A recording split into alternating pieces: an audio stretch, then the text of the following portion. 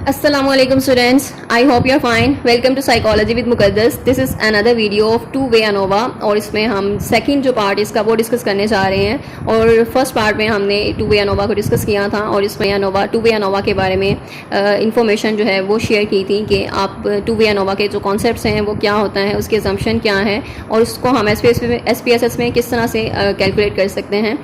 Now we going to study lesson number 22 of two way ANOVA और interpret हम किस तरह से कर सकते हैं प्लॉट्स को। ये हमारा जो प्रीवियस लेक्चर था उससे ही फर्दर उसकी एक्सटेंशन है, यानी कि जो प्लॉट वगैरह की हमने वैल्यूज़ वहाँ पे इंपोर्ट की थी और जो प्लॉट के लिए उन्हें कमांड दी थी कि आपने प्लॉट एक बना के देना है, जो हमने वेरिएबल्स वगैरह एंटर किए हैं उनका, और जिससे हम वहाँ पर इफ़ेक्ट साइज़ चेक कर सकें कि कितना ज़्यादा इफेक्ट है या इंटरेक्शन कितना है हमारे दोनों वेरिएबल्स के दरमियान में।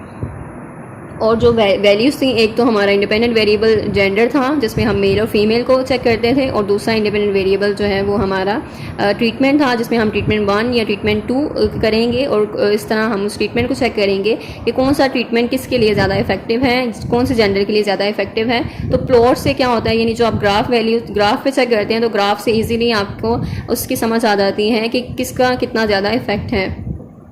अब यहाँ पर जो प्लॉट देख रहे हैं आप कि इसका इफ़ेक्ट कितना है, उसकी मेजरमेंट देखें तो एस्टिमेटेड जो मार्जिनल मीन्स है वो कितना आया है। और जिसमें हम ट्रीटमेंट देखते हैं, जो लाइंस हैं हमारी ट्रीटमेंट 1 की जो लाइन है ये ब्लू कलर में है शायद, और दूसरी जो है वो लाइट ग्रीन कलर में, what ever the colour is.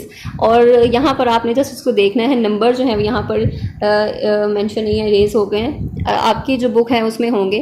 तो वहाँ पर आप देख सकते हैं कि जो ट्रीटमेंट 1 है उसमें जेंडर पे कितना ज़्यादा इफेक्ट है, कौन सी जेंडर पे वो इफेक्टिव रहा है, और ट्रीटमेंट 2 जो है वो किसके लिए ज़्यादा इफेक्टिव रहा है। और यहाँ पर male and female gender mention होगी एक्स पर, और वाई पर जो है वो उसका नंबर मेंशन है कि कितना ज़्यादा इफेक्टिव रहा है ट्रीटमेंट 1 और ट्रीटमेंट 2। अब ट्रीटमेंट 1 जो है आई थिंक यहाँ पर अगर तो मेल है, यहाँ पर मेंशन है 6 जो है वो दोनों के लिए, ट्रीटमेंट 1 जो है दोनों के लिए एक ही है। लेकिन जो दूसरा ट्रीटमेंट है, जो ग्रीन ट्रीटमेंट आपको नज़र आ रहा है, जो दूसरा ट्रीटमेंट है वो एक के लिए तो बहुत कम है, यानी उसकी जो सिग्निफिकेंस है उसके लिए बहुत कम है, वो उसके लिए ज़्यादा इफेक्टिव नहीं रहा, जबकि दूसरे के लिए वो बहुत ज़्यादा इफेक्टिव रहा है।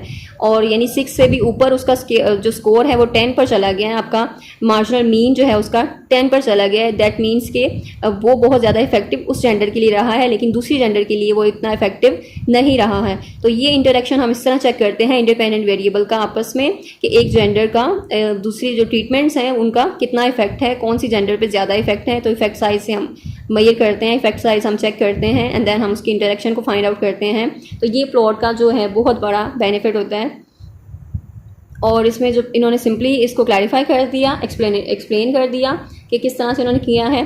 अनोवा जो है रोबस्ट टेस्ट है। रोबस्ट टेस्ट क्या होता है, बहुत पावरफुल टेस्ट होता है। और अनोवा को रोबस्ट टेस्ट क्यों कहा जाता है, क्योंकि ये एक पावरफुल टेस्ट है जो कि आपकी जो भी मिस्टेक्स होती हैं उसको वो कवर कर लेता है, और जो रिजल्ट्स होते हैं वो रिलायबल होते हैं, इम्प्रूव्ड रिजल्ट होते हैं, गुड रिजल्ट्स होते हैं। सो अनोवा को हम रोबस्ट टेस्ट कहते हैं। और इसमें जब हम हाइपोथेसिस को टेस्ट करते हैं, अल्फ़ा लेवल को हम सेलेक्ट करते हैं ताकि हमारा जो एक रिस्क है टाइप 1 एरर का उसको हम डिटरमिन कर लेते हैं उसमें। और रिस्क जो है हम 5% रखते हैं, हमारे पास जस्ट 5% रिस्क है कि हमारी जो वैल्यू है जो भी उसको हम, जो हमारी नल हाइपोथेसिस है उसको हम रिजेक्ट कर सकते हैं। तो टाइप 1 एरर क्या होता है, जो आपकी ट्रू वैल्यू है आप उसको रिजेक्ट कर देते हैं। तो जितना ज़्यादा यहाँ पर ये अल्फ़ा लेवल होता है, अल्फ़ा लेवल हम 5% ही रखते हैं, यानी कि चांस हम जस्ट 5% ही रखते हैं, और 95% हमारे पास चांस होता है कि हमारी नल हाइपोथेसिस जो है वो एक्सेप्ट हो जाएगी और टाइप 1 एरर जो है वो हम कमिट नहीं करेंगे। तो टाइप 1 एरर का रिस्क जो है वो हम 5% हमारे पास है, अल्फ़ा लेवल जितना 5% होता है। So we have been discussing this कि अल्फ़ा लेवल क्या है, सिग्निफिकेंट वैल्यू क्या है और टाइप 1 एरर क्या होता है। प्रीवियस लेक्चर से ही डिस्कस कर रहे हैं। आई होप कि अब आपको बेटर अंडरस्टैंडिंग जो है वो हो चुकी होगी कि क्या चीज़ें होती हैं। और इसमें आप इसको रीड करें, इस पैराग्राफ में जो भी बताया गया कि टेस्ट वाइज अल्फ़ा लेवल होता है, एक्सपेरिमेंट वाइज अल्फ़ा लेवल होता है, और वो टेस्ट वाइज जो अल्फ़ा लेवल होता है वो सिंपल अल्फ़ा लेवल है जिसे हम सेलेक्ट करते हैं हर इंडिविजुअल जो है वो उसके हाइपोथेसिस टेस्ट के लिए। जबकि एक्सपेरिमेंट वाइज अल्फ़ा लेवल जो है वो टोटल प्रोबेबिलिटी चेक करते हैं हम टाइप 1 एरर की, जिसको हम पूरे सेपरेट टेस्ट को एक्यूमुलेट करके, यानी उसको हमने जमा करके सबको देन उसका एक प्रोबेबिलिटी निकालनी है, अल्फ़ा लेवल उसका डिसाइड करना है। सो एक्सपेरिमेंट में हम 3 ट्रीटमेंट्स को इसको इन्वॉल्व करते हैं। 3 सेपरेट टी टेस्ट होते हैं हमारे कंपेयर करने के लिए, सारे मीन्स को, मीन डिफरेंसेस को कंपेयर करने के लिए। और टेस्ट 1 है जैसे कि उसको कंपेयर करता है ट्रीटमेंट 1 विद ट्रीटमेंट 2। टेस्ट 2 है हमारे पास जो कंपेयर करता है ट्रीटमेंट 1 को ट्रीटमेंट 3 के साथ, और टेस्ट 3 है जो कि ट्रीटमेंट 2 को ट्रीटमेंट 3 के साथ कंपेयर करता है। इस तरह हम डिफरेंट ट्रीटमेंट्स को कंपेयर करके उसका चेक करते हैं, मीन डिफरेंस चेक करते हैं कितना है। एडवांटेज क्या है एनोवा का that is most important question, जो कि हम परफॉर्म कर सकते हैं different comparisons simultaneously in one hypothesis test, यानी एक ही टेस्ट में हम डिफरेंट जो ट्रीटमेंट्स हैं उसको हम कंपेयर कर सकते हैं। So that is the big advantage of ANOVA.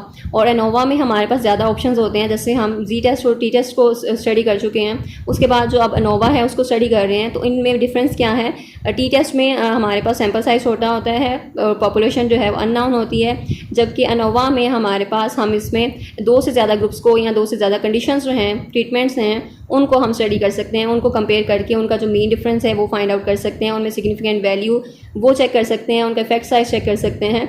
सो ये एनोवा का एडवांटेज है, और ये तीनों कंपेरिजन हम एट अ टाइम यानी साइमल्टेनियसली एक ही टेस्ट में कर सकते हैं। और नेक्स्ट है कि एनोवा को हम यूज़ करते हैं inflated experiment wise alpha level पे, और एनोवा जो है एफ टेस्ट भी उसे कहते हैं, रोबस्ट भी कहते हैं, और इसका एनोवा का अनदर नेम जो है वो एफ टेस्ट है। अभी तक हमने टी टेस्ट, जी टेस्ट और अब एनोवा का स्टडी कर रहे हैं, तो एनोवा को हम एफ टेस्ट भी बोलते हैं। So T test, G test और F test, so we have been discuss this, और ऑलमोस्ट इसका भी जो चैप्टर है वो ख़त्म होने वाला है। और आई होप कि आपको इसको बेटर अंडरस्टैंडिंग आपकी हो गई होगी, और आपको जो है वो चीज़ें काफ़ी क्लियर हो चुकी होंगी, और आपकी एग्ज़ाम्स जो हैं वो इसमें काफ़ी आपको हेल्प मिली होगी, फैसिलिटेशन जो है वो इस पर काफ़ी मतलब हो चुकी होगी अब तक।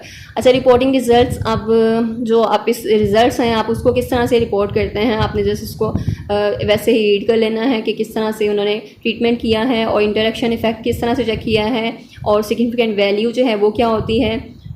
और इसमें हम स्टैटिस्टिक्स को देखते हैं, और स्टैटिस्टिकली जो सिग्निफिकेंट मेन इफेक्ट है वो चीज़ चेक करते हैं। ये सब कुछ है वो हम SPSS में जो चेक कर चुके हैं कि किस तरह से हम फाइंड आउट करते हैं एनोवा, 2 वे एनोवा जो है किस तरह स्टडी करते हैं, प्लॉट डिज़ाइन से चेक करते हैं, या फिर उसकी वैल्यूज़ चेक करते हैं कि सिग्निफिकेंट वैल्यू है ये नहीं है, इफेक्ट साइज चेक करते हैं कि कितना इफेक्ट साइज ना ज़्यादा है या कम है, और वो अल्टरनेटिव हाइपोथेसिस जो है हम उसको एक्सेप्ट करेंगे, या फिर हमारी जो नल हाइपोथेसिस है हमने उसको एक्सेप्ट करना है, डिफरेंस है या नहीं है, तो वो सारी चीज़ें हम उसमें देख लेते हैं। और रिपोर्ट रिज़ल्ट में हम वही रिज़ल्ट जो है अपने शेयर कर लेते हैं कि हमारे पास ये रिज़ल्ट्स आए हैं, और जो भी आपने ये टेस्ट जो है परफॉर्म किया होगा। And we have been discussed about ANOVA के बारे में बस इतना ही था। एंड जी टेस्ट भी कवर हो चुकी है, टी टेस्ट भी हो चुके हैं, एनोवा भी डिस्कस हो चुके हैं, and now we are going to study correlation analysis. And best of luck. I hope कि आपको सारी जो है वो चीज़ें अंडरस्टैंड हो चुकी होंगी, कॉन्सेप्ट्स आपके क्लियर हो चुके होंगे, and you have no confusion, because अभी तक कोई कमेंट नहीं आया मुझे कि कोई कन्फ्यूजन है किसी को। इट मीन्स कि आपको सारी अंडरस्टैंडिंग हो चुकी है। So that's great, and that's our real success के we have helped you and in your understanding in concepts, और and you also have supported us, और आपने चैनल को भी ज्वाइन किया हुआ है, आपने अपनी प्रेजेंस जो भी वो भी शो करवा रहे हैं कमेंट्स के थ्रू भी, और बाकी जो दूसरा चैनल है साइकी सीकर उसको भी आप इसी तरह प्रमोट करेंगे, इसी तरह सपोर्ट करेंगे। And thank you so much. Allah हाफिज़।